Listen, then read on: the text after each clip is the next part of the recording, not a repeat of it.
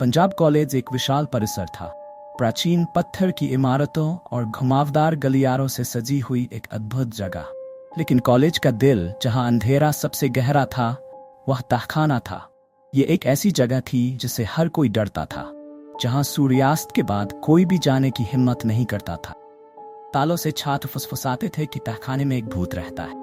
कहा जाता था कि वह एक लड़की की आत्मा थी जिसका नाम रोशनी था, जो दशकों पहले रहस्यमय परिस्थितियों में गायब हो गई थी। कहानी ये थी कि वह एक शानदार छात्रा थी जिसे हर कोई प्यार करता था, लेकिन एक दिन वह अचानक गायब हो गई। एकमात्र सुराग उसका खून से सना हुआ नोटबुक था, जो तहखाने की सीढ़ियों के नीचे मिला था। तब से अजीब चीजें होने लगीं। ये फुसफुसाहटों से शुरू हुआ, धीमे भयानक फुसफुसाहटें जो गलियारों में गूंजती थीं, भले ही वहां कोई नहीं होता था। फिर ठंडे स्थान आए जहां तापमान अचानक गिर जाता था, जिससे छात्र डर के मारे कांप उठते थे। लाइट्स अपने आप बंद और चालू हो जाती, और कभी कभी देर रात को आप तहखाने से कदमों की आवाज सुन सकते। हालांकि किसी ने कभी नहीं देखा कि ये आवाजें किसकी थीं। एक रात कुछ साहसी छात्रों ने सच्चाई का पता लगाने का फैसला किया। वे अफवाहों से तंग आ चुके थे, डर के साथ जीने से थक चुके। टॉर्च और कांपती हुई हिम्मत के साथ वे तहखाने की ओर बढ़े।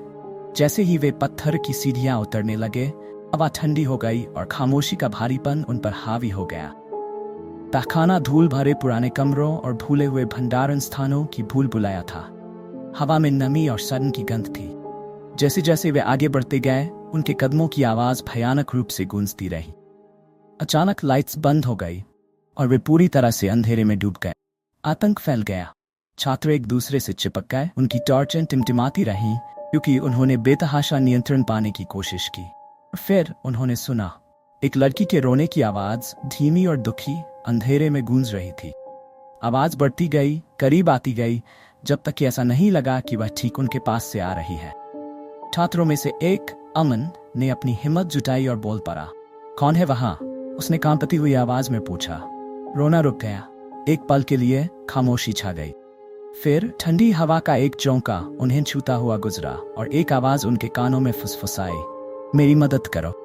अमन ने अपनी टॉर्च उस दिशा में घुमाई जहां से आवाज आई थी, लेकिन वहां कुछ नहीं था सिवाय अंधेरे के।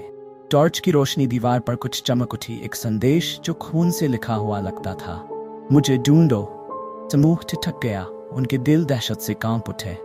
इससे पहले कि वे कुछ कर पाते, रोने की आवाज फिर से शुरू हो गई, इस बार और भी जोर से, लगभग बहरा कर देने वाली। दीवारें उनके चारों ओर बंद होती प्रतीत हुईं और हवा असहनीय रूप से ठंडी हो गई।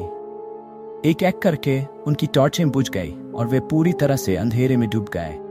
गहरे अंधेरे में वे महसूस कर सकते थे कि उनके चारों ओर कुछ चल रहा है, एक उपस्थिति ठंडी और गुस्से से भरी हुई। और फिर बिना किसी चेतावनी के तहखाने का दरवाजा जोर से बंद हो गया, उन्हें अंदर बंद कर दिया। रोना एक खौफनाक हंसी में बदल गया, जो उनके चारों ओर गूंजने लगी और बढ़ती गई जब तक कि ये एकमात्र आवाज नहीं रह गई जो वे सुन सकते।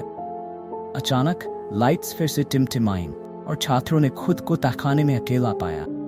हंसी बंद हो गई थी, लेकिन खामोशी अब भी हावी थी। वे दरवाजे की ओर भागे, लेकिन वह कसकर बंद था।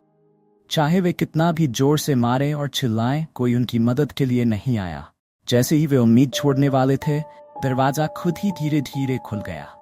उन्होंने इसका इंतजार नहीं किया। वे दौड़ पड़े, एक दूसरे के ऊपर गिरते पड़ते बाहर निकलने की हड़बड़ी में। जब वे सीढ़ियों के ऊपर पहुंचे तो अमन ने आखिरी बार पीछे मुड़कर देखा।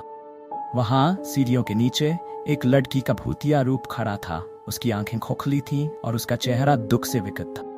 उसने हाथ उठाया जैसे मदद की भीख मांग रही हो, और फिर वह फिर से अंधेरे में गायब हो गई। छात्रों ने उस रात के बारे में फिर कभी बात नहीं की। तहखाना सील कर दिया गया और दरवाजे पर एक भारी ताला लगा दिया गया। लेकिन फुसफुसाहटें अब भी जारी रहीं।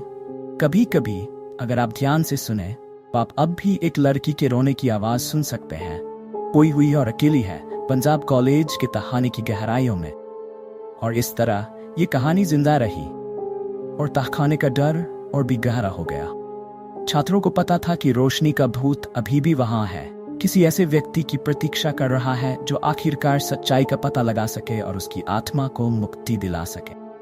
लेकिन कोई भी कोशिश करने की हिम्मत नहीं करता था, इस डर से कि वह पंजाब कॉलेज के भूत का अगला शिकार बन जाएगा।